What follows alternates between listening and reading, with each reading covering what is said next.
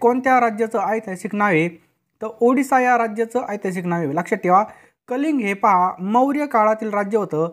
सम्राट अशोकाने कलिंग जिंकून घेतल्यानंतर कलिंग राजा खारवेला याने कलिंगला पुन्हा स्वातंत्र्य मिळवून दिलं. हरियाणामधील आंतरराष्ट्रीय ख्यातीचा गुरगाव हा जिल्हा सध्या कोणत्या नावाने ओळखला जातो? तर राईट आन्सर आहे ऑप्शन क्रमांक सी, गुरुग्राम या नावाने ओळखला जातो. ऑप्शन क्रमांक सी, गुरुग्राम या नावाने ओळखला जातो. पुढचा प्रश्न आहे बघा, तलावांचा जिल्हा म्हणून कोणत्या जिल्ह्याला ओळखलं जातं? एकदम सोपा प्रश्न आहे. तर गोंदिया जिल्ह्याला बघा तलावांचा जिल्हा म्हणून ओळखलं जातं. कोणत्या? गोंदिया जिल्ह्याला. तोरणमाळ पठार कोणत्या जिल्ह्यामध्ये स्थित आहे? कोणतं? तोरणमाळ पठार. तर हे नंदुरबार या ठिकाणी स्थित आहे. खूप खूप महत्त्वाचा प्रश्न आहे, रिपीट होणारे प्रश्न आहेत बघा, त्यामुळे काळजीपूर्वक नुसते हेडफोन घालून ऐकले तरी काफी आहे. महाराष्ट्रात हरिहरेश्वर कशासाठी प्रसिद्ध आहे? तर महाराष्ट्रातील हरिहरेश्वर हे समुद्र किनाऱ्यासाठी प्रसिद्ध आहे. ऑप्शन क्रमांक सी, समुद्र किनाऱ्यासाठी प्रसिद्ध आहे. कोणती खाडी महाराष्ट्र राज्याचं आणि कोकण किनारपट्टीचं अगदी दक्षिणेकडील टोक आहे? कोणती खाडी ती? तर ऑप्शन क्रमांक आहे तेरेखोल खाडी. लक्षात ठेवा, तेरेखोल खाडी ही महाराष्ट्र आणि कोकण किनारपट्टीचं अतिशय दक्षिणेकडील टोक आहे. अनेक वेळेस परीक्षेला रिपीट झालेला प्रश्न आहे, कोणती नदी बघा अरबी महासागराला जाऊन मिळते? तर आपल्या सर्वांना माहीत पाहिजे, नर्मदा नदी बघा ही अरबी महासागराला जाऊन मिळते. कोणती? नर्मदा नदी. पुढचा प्रश्न आहे, ॲल्युमिनियम हे कोणत्या खनिजापासून बनवलं जातं? कोणतं? ॲल्युमिनियम हे कोणत्या खनिजापासून बनवलं जातं? हा सुद्धा बऱ्याच वेळेस विचारलेला प्रश्न आहे. तर बॉक्साईट या खनिजापासून मिळवलं जातं. खालीलपैकी कोणती नदी गंगा नदीची उपनदी नाही विचारले आपल्याला? तर बघा इंद्रावती ही जी काही नदी बघा ही गंगा नदीची उपनदी नाही. Tata iron and still company Jamshedpur हे कोणत्या नदीवरती आहे? तर लक्षात ठेवा सुवर्णरेखा. ऑप्शन क्रमांक सी, सुवर्णरेखा नदीवरती स्थित आहे. महाराष्ट्रास खालीलपैकी कोणत्या राज्याची सीमा लागून आहे? आपल्या महाराष्ट्राला खालीलपैकी कोणत्या राज्याची सीमा लागून आहे? तर बघा गुजरातची पण आहे, मध्य प्रदेशची पण आहे, छत्तीसगडची. म्हणजे ऑप्शन क्रमांक डी आपला राईट आन्सर राहील. वरीलपैकी सर्व या तीनही राज्याची सीमा महाराष्ट्राला टचवते. खरोसा लेणी पुढीलपैकी कोणत्या तालुक्यामध्ये? व्हेरी व्हेरी IMP क्वेश्चन आहे. तर लक्षात ठेवा खरोसा लेणी औसा तालुक्यातील. लक्षात ठेवा औसा. पुढचा प्रश्न बघा, चांदोली धरणाच्या जलाशयाचं नाव काय? चांदोली धरणाच्या जलाशयाचं नाव आहे बघा वसंत सागर. ऑप्शन क्रमांक बी, वसंत सागर हे नाव आहे. पुढचा प्रश्न बघा, जांभी मृदा कोणत्या जिल्ह्यामध्ये आढळते? कोणती? जांभी मृदा कोणत्या जिल्ह्यामध्ये आढळते? तर रत्नागिरी या जिल्ह्यामध्ये जांभी मृदा आढळते. कोणत्या? रत्नागिरी जिल्ह्यामध्ये. पुढचा प्रश्न बघा, खालील पर्यायापैकी महाराष्ट्राचा राज्य प्राणी कोणता आहे? खालील पर्यायापैकी तर ऑप्शन क्रमांक डी शेकरू आहे. तर मित्रांनो आत्तापर्यंत बघा जे काय TCS पॅटर्ननुसार झालेले प्रश्नपत्रिका आहेत ते सगळे आपल्यासाठी उपलब्ध झाले आहेत बघा. ही प्रश्नपत्रिका जिल्हा न्यायालय लिपिक शिपाई भरतीसाठी सुद्धा उपयुक्त असणारी हे जे काही आपलं पुस्तक आहे मित्रांनो. त्यानंतर राज्य उत्पादन शुल्क त्यामध्ये बघा जवान चालक चपराशी, जलसंपदा विभाग, अन्न पुरवठा निरीक्षक आणि महानगरपालिका भरती, त्याचबरोबर सार्वजनिक बांधकाम विभाग आणि TCS IBPS द्वारे घेण्यात येणाऱ्या सर्व ऑनलाईन सरळ सेवा भरतीसाठी अत्यंत उपयुक्त हे पुस्तक आहे बघा. यामध्ये बघा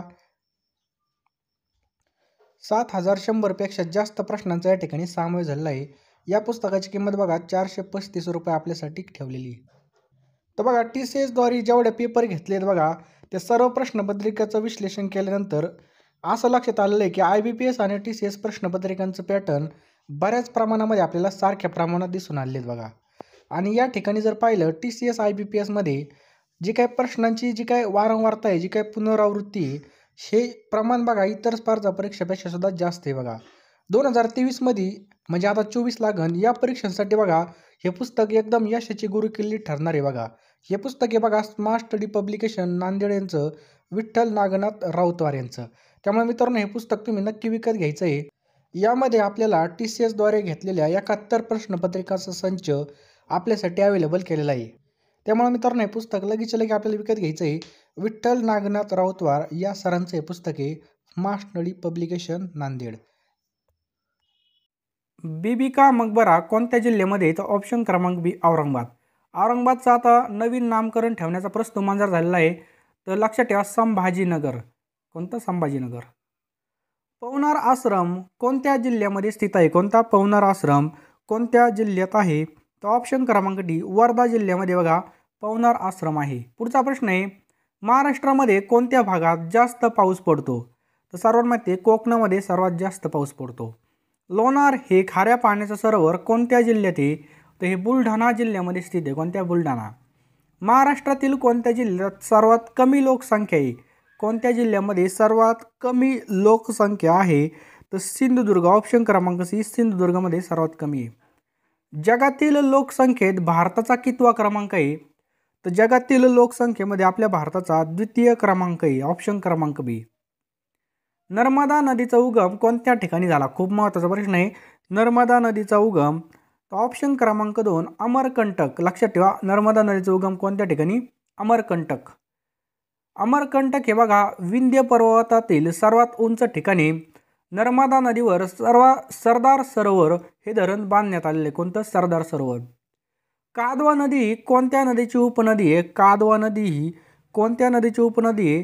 तर गोदावरी नदीची बघा कादवा नदी उपनदी. बघा कादवा नदी नाशिक जिल्ह्यात उगम पावते. तिची लांबी किती? बघा 74 किलोमीटर. हे पण लक्षात ठेवा, किती? 74 किलोमीटर. झेलम नदी कोणत्या सरोवरामधून वाहते? कोणती? झेलम नदी कोणत्या सरोवरामधून वाहते? तर उलर या सरोवरामधून झेलम नदी वाहते. लक्षात ठेवा, उलर हे पहा गोड्या पाण्याचं सरोवर आहे. सिंधू नदीचा उगम बघा मानस सरोवराच्या उत्तरेस. सतलज नदीचा उगम कुठं? मानस सरोवराजवळ राकस सरोवरामध्ये होतो. लक्षात ठेवा, सतलजचा कुठं होतो? मानस सरोवराजवळ राकस सरोवरामध्ये होतो. पुढचा प्रश्न आहे बघा, नाग अर्जुन हे धरण कोणत्या नदीवर बांधण्यात आलेलं आहे? त्या ठिकाणी बघा आपण नाग अर्जुन येतं, तर कृष्णा आणि अर्जुन हे आपण लक्षात ठेवतो. मग लक्षात ठेवायचं कृष्णा नदीवरती.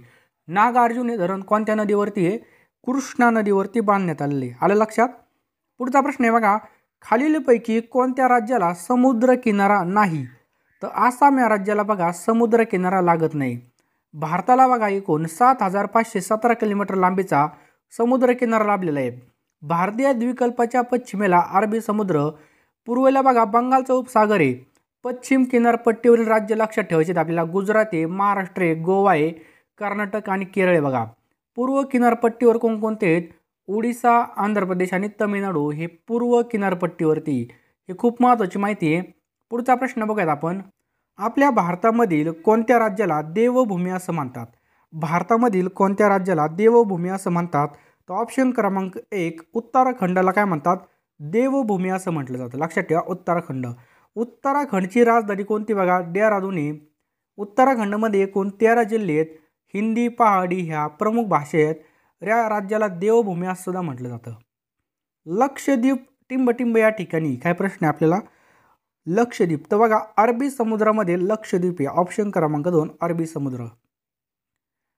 लक्षद्वीप बेट कुठे? अरबी समुद्र. अंदमान निकोबार आहे बंगालच्या उपसागरामध्ये. श्रीलंका कुठे आहे? तर हिंदी महासागरामध्ये. न्यूमूर बेट कुठे? बघा बंगालच्या उपसागरामध्ये. बंगालच्या उपसागरामध्ये 2 आहेत, न्यूमूर बेट, अंदमान निकोबार. आणि लक्षद्वीप बेट कुठे? बघा अरबी समुद्रामध्ये. कर्कवृत्त टिंबटिंब या राज्यातून जात नाही. कर्कवृत्त टिंबटिंब या राज्यातून जात नाही.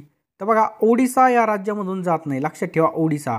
कर्कवृत्त बघा एकूण 8 राज्यामधून जातं.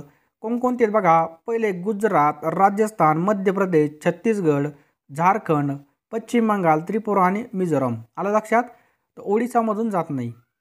खालीलपैकी कोणतं एक उत्तर भारतीय मैदानी प्रदेशातील उष्ण स्थानिक वारे म्हणून निर्देशित करता येईल? उष्ण स्थानिक वारे म्हणून निर्देशित करता येईल. तर लू. लक्षात ठेवा, लू. खालीलपैकी कोणत्या देशाची सीमा भारताला लागून नाही? कोणत्या देशाची सीमा भारताला लागून नाही? तर लक्षात ठेवा यापैकी नाही. भारताच्या सीमेला लागून असलेले देश कोणकोणते आहेत बघा? पाकिस्तान आहे, त्याच्यानंतर नेपाळ आहे, अफगाणिस्तान आहे, बांगलादेश आहे, म्यानमार आहे, चीन आहे. आलं लक्षात?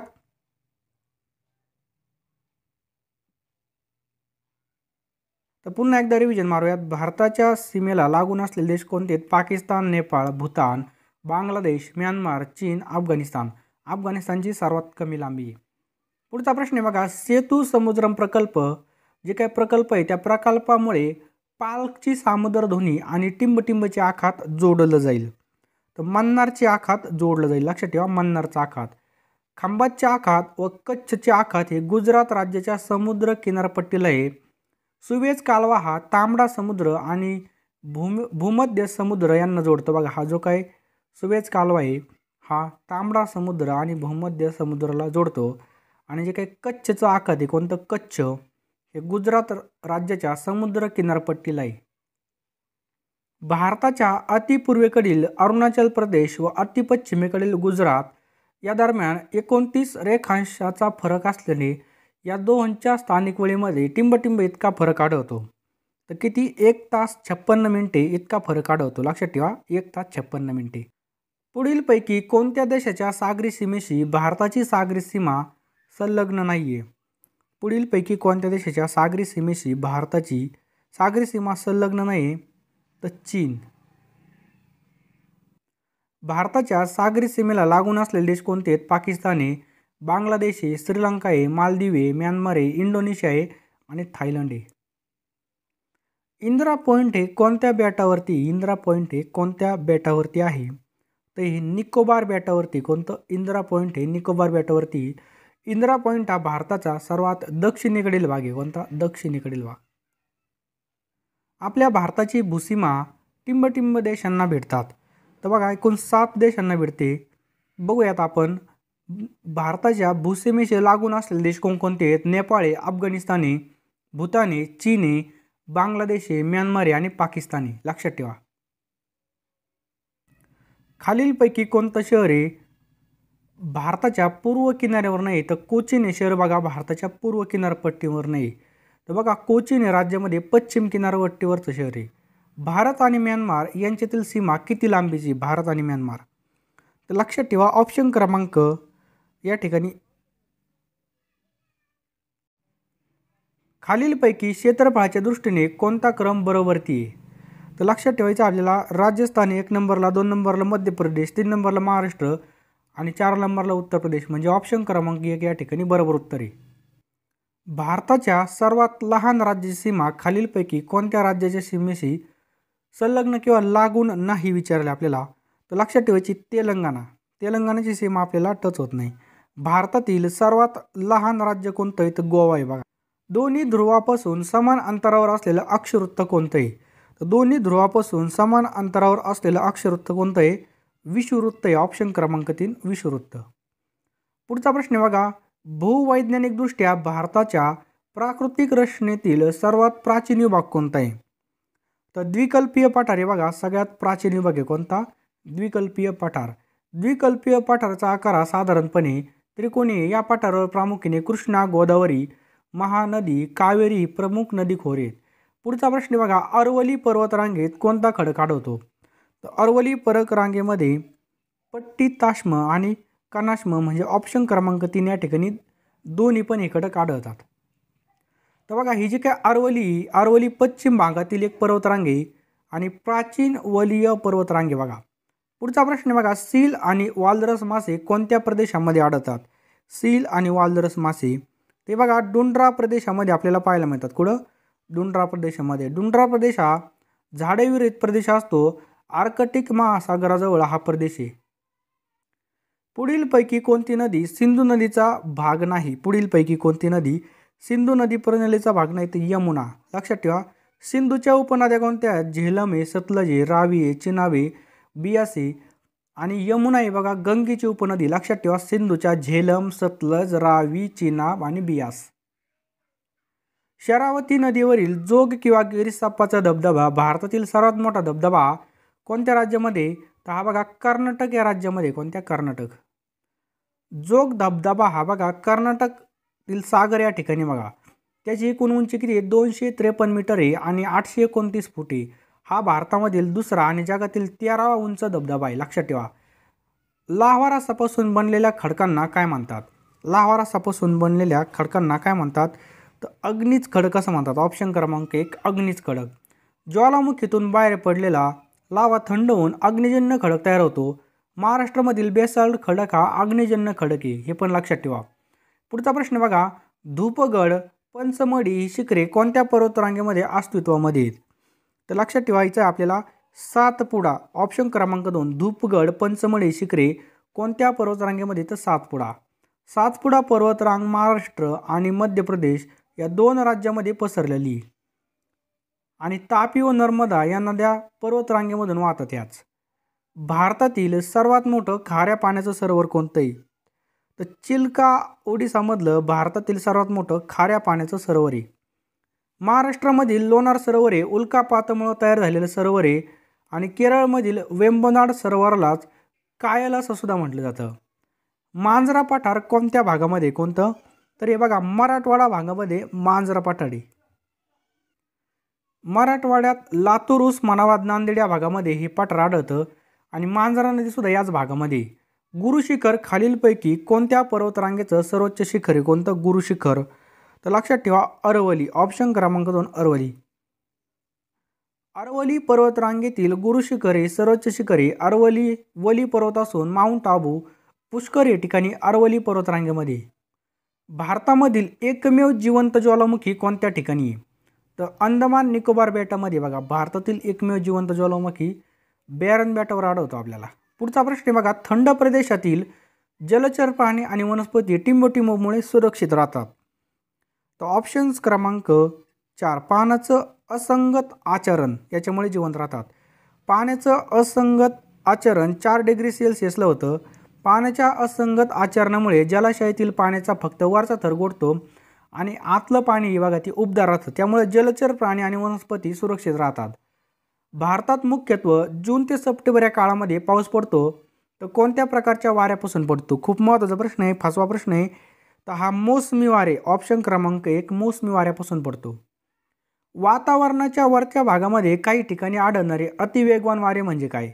त्याला काय म्हणतात? जेट स्ट्रीम असं म्हणतात. ऑप्शन क्रमांक 3 जेट स्ट्रीम. हा जेट स्ट्रीम प्रवाह भारताच्या उत्तरेकडे आढळतो. तो खूप उंचीवरून वेगाने पश्चिमेकडून आशियाकडे वाहत येतो. पुढचा प्रश्न बघा ज्या ठिकाणी शेतजमीन पाण्यापेक्षा उच्च पातळीवर असते, ज्या ठिकाणी शेतजमीन पाण्यापेक्षा उच्च पातळीवर असते तेथे खालीलपैकी जलसिंचन म्हणजे कोणत्या पद्धतीचं जलसिंचन सुयोग्य ठरेल? तर उपसा जलसिंचन. ऑप्शन क्रमांक 4 उपसा जलसिंचन. उपसा जलसिंचन उतारावरची शेती आणि उपसा जलसिंचनचा वापर हा कोल्हापूर जिल्ह्यामध्ये सर्वात जास्त आहे. खालीलपैकी ज्वारी या पिकाची प्रसिद्ध जात कोणती आहे? तर ऑप्शन क्रमांक 1 मालदांडी 35-1 आहे. बघा कल्याण सोना ही गावाची जाते, श्रद्धा बाजरीची जाते, शांतीसुद्धा बाजरीची जाते. वरलक्ष्मी लक्ष्मी या खालीलपैकी कोणत्या पिकाच्या जातीत? वरलक्ष्मी लक्ष्मी या खालीलपैकी कोणत्या पिकाच्या जाती आहेत? या कापसाच्या जाती आहेत. कापसाच्या इतर जाती पण लक्षात ठेवा. देवराज, त्याच्यानंतर बुरी, कंबोडिया, वरुण, दुर्गा, अजित, फुले 492, DCH 32 इतर या बघा कापसाच्या जातीत. स्क्रीनशॉट मारून ठेवा. जंगल मृदा कोणत्या रंगाची असते? जंगल मृदा ती गडद तापकिरी रंगाची असते, हे पण लक्षात ठेवा.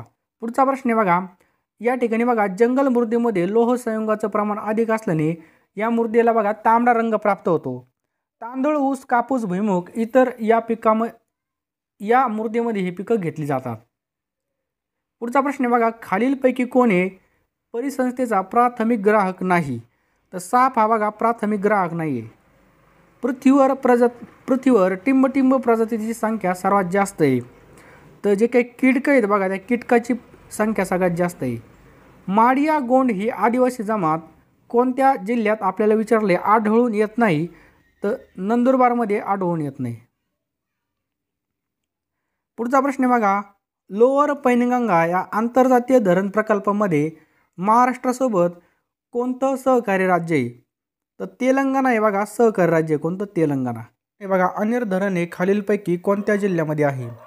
तर अनेर धरण हे बघा महाराष्ट्रामधील धुळे जिल्ह्यामध्ये स्थित आहे. लक्षात ठेवा धुळे जिल्ह्यामध्ये अनेर धरण स्थित आहे. लक्षात ठेवायचं मित्रांनो जे काही महत्त्वाचे धरणं आहेत ते सुद्धा या ठिकाणी विचारले जात आहेत. तर बघा धरणावर एक प्रश्न 100% विचारला जातोय, त्यामुळे आपण एकदा धरणाला एकदा रिव्हिजन मारूयात. तर भंडारदरा धरण हे अहमदनगर जिल्ह्यामध्ये बघा आणि कोणत्या नदीवरती? बघा प्रवारा नदीवरती. लक्षात ठेवायचं आपल्याला प्रवारा. त्यानंतर जायकवाडी सर्वांना माहीत पाहिजे. जायकवाडी बघा कुठे आहे? संभाजीनगरमध्ये स्थित आहे बघा छत्रपती संभाजीनगर. आणि कोणत्या नदीवरती? बघा गोदावरी नदीवरती बघा. त्यानंतर जे काही सिद्धेश्वर धरण आहे हे हिंगोली जिल्ह्यामध्ये. लक्षात ठेवा हिंगोली जिल्ह्यामध्ये. भाटघर धरण बघा हे पुणे जिल्ह्यामध्ये आणि वेळवंडी म्हणजे नीरा नदीवरती हे स्थित आहे. पुढचा प्रश्न बघा 2011च्या जनगणनेनुसार भारताच्या आदिवासी लोकसंख्येची टक्केवारी किती होती? तर बघा 2000ची काय 11ची जनगणना आहे त्यानुसार जी काही लोकसंख्या बघा आदिवासी ती 8.6% होती. लक्षात ठेवा 8.6%. पुढचा प्रश्न आहे बघा शोषणाविरुद्धचा जो काही अधिकार आहे हा कोणत्या कलमामध्ये बघा शोषणाविरुद्धचा जो काही अधिकार आहे हा कोणत्या कलमामध्ये आहे? तर कलम ऑप्शन क्रमांक 3 कलम 23 मध्ये बघा किती कलम 23-24. तर मित्रांनो बघा जेव्हापासून वनरक्षक चालू झाले तेव्हापासून बघा कलमावरती एक हमखास प्रश्न आहे त्यामुळे एक एक कलम तुम्ही नक्की जे काही ठोकळ कलम असतील महत्त्वाची ती पाठ करून जा मित्रांनो. तुमचा 1 मार्क या ठिकाणी म्हणजे एक प्रश्न या ठिकाणी राईट बरोबर येईल. तर शोषणाविरुद्ध जो काही अधिकार आहे याविषयी कलम कोणता आहे? तर कलम बघा 23-24. या ठिकाणी जर आपण पाहिलं मित्रांनो तर कलम 2 कोणत्या संदर्भामध्ये? कलम 2 तर बघा नवीन राज्यांच्या निर्मिती संदर्भामध्ये कलम 2 आहे. त्यानंतर कलम 3 जर पाहिलं तर राज्याचे भूभाग आणि सीमा कलम 3 मध्ये काय आहे? राज्याचे भूभाग आणि सीमा त्याचप्रकारे नावे बदलणे. कलम 14 मध्ये काय बघा महत्त्वाचे कलम या ठिकाणी रिवाईज करतोय. तर बघा कायद्यापुढे सगळे समान आहेत हे कलम 14 मध्ये किती कलम 14. त्यानंतरचं कलम आहे मित्रांनो कलम 17. तर बघा कलम 17 एकदम महत्त्वाचं आहे विचारलं सुद्धा होतं अस्पृश्यता पाळणे गुन्हा आहे हे कलम 17 मध्ये. कलम 18 बघा पदव्या संदर्भामध्ये. त्याच्यानंतर आहे बघा कलम 32. कलम 32 मध्ये घटनात्मक उपायाचा अधिकार. कलम 40 लक्षात ठेवा ग्रामपंचायतीची स्थापना. कलम 40 मध्ये काय ग्रामपंचायतीची स्थापना आहे. कलम 44 मध्ये काय मित्रांनो तर कलम 44 मध्ये बघा समान नागरिक कायदा. त्यानंतर आहे बघा कलम 48. कलम 48 मध्ये बघा पर्यावरणाचे संरक्षण. मित्रांनो पुढचं कलम अत्यंत महत्त्वाचं आहे लिहून ठेवा सर्वांनी. कलम 52 विचारलं सुद्धा होता पेपरला. तर कलम 52 मित्रांनो राष्ट्रपती पदाची निर्मिती लक्षात ठेवायचं आहे.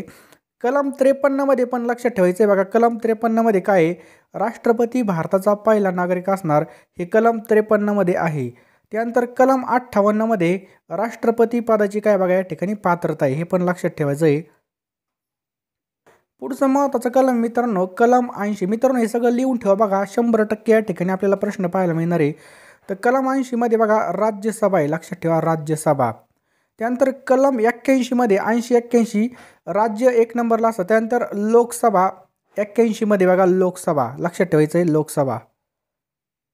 त्यानंतरचा महत्त्वाचा कलम आहे मित्रांनो कलम 170.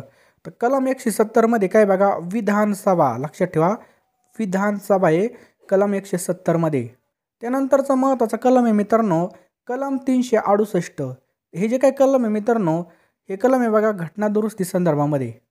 पुढचा प्रश्न आहे बघा वंशिक भेदभाव याच्या विरुद्ध लढण्यासाठी महात्मा गांधी यांनी नाताळ काँग्रेसची स्थापना कोणत्या वर्षी केली होती?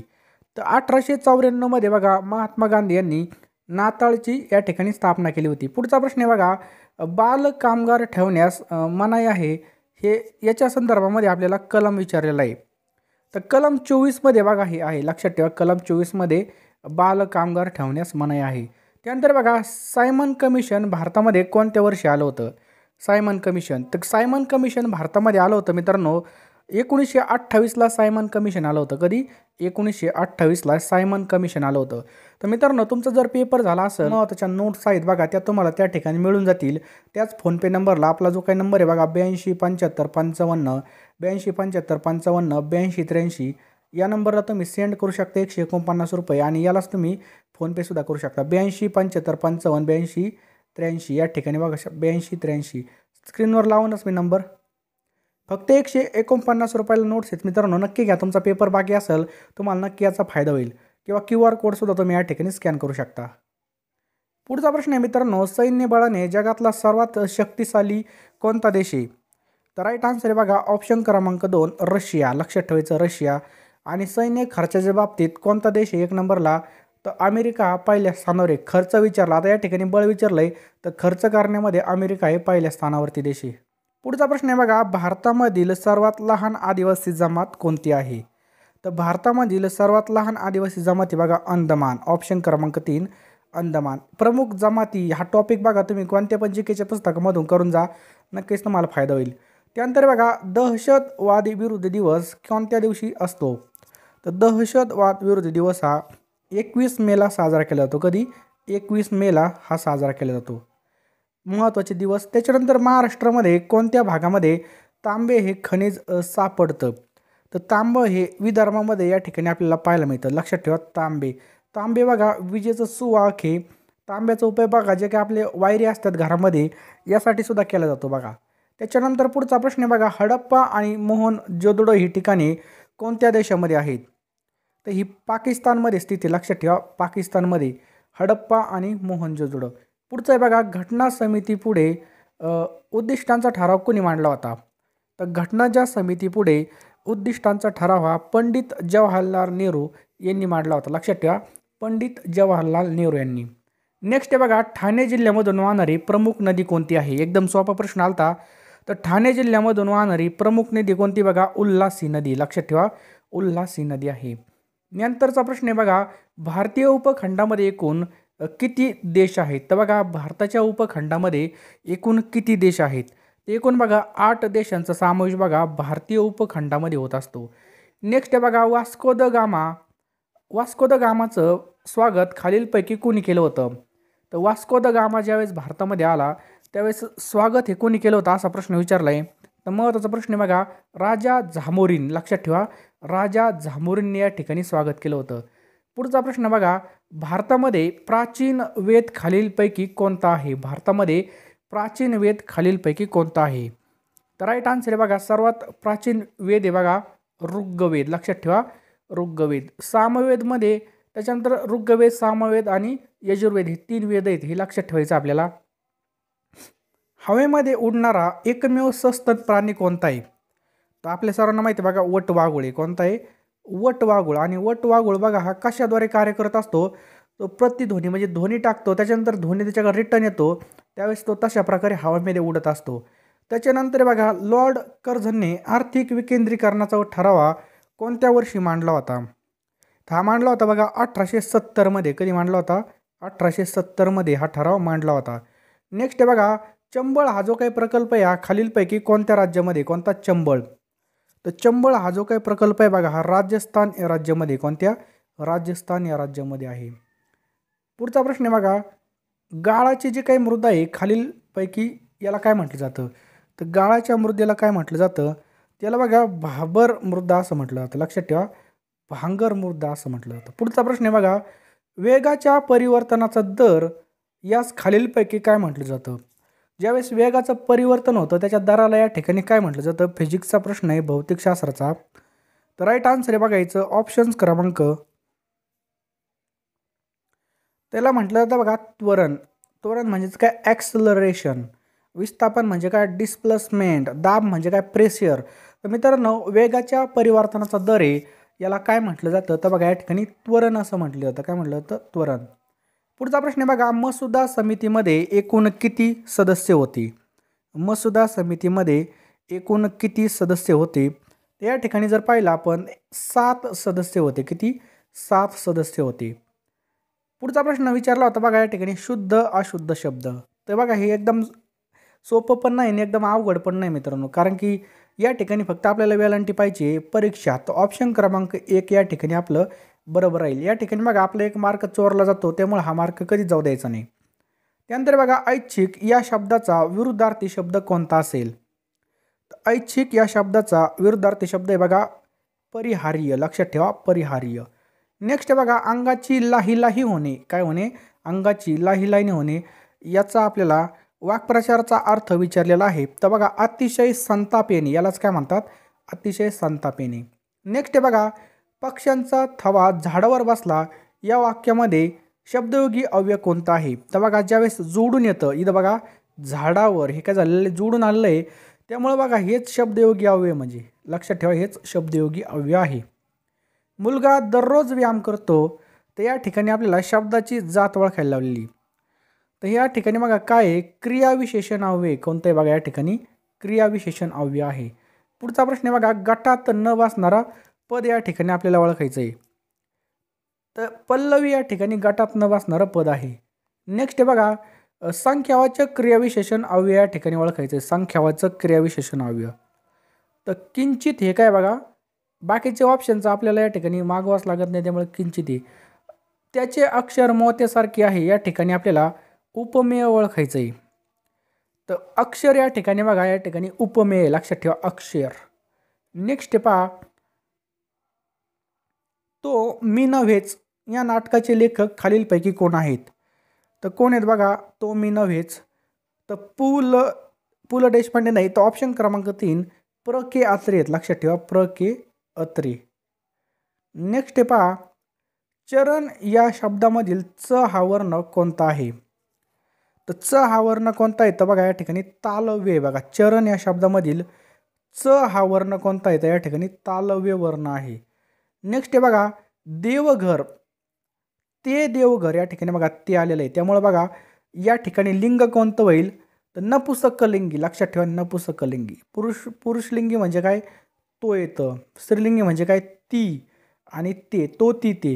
हे आपलं झालेलंच आहे पहिली दुसरीला. गाढवास गुळाची चौक आहे. तर गाढवास गुळाची चौक आहे या ठिकाणी आपल्याला विभक्ती ओळखायची. तर या ठिकाणी कोणती बघा? चतुर्थी आहे, लक्षात ठेवा स आलेलं या ठिकाणी. समानार्थी शब्द आपल्याला या ठिकाणी ओळखायचा आहे. पिक द राईट सिनोनॉम्स.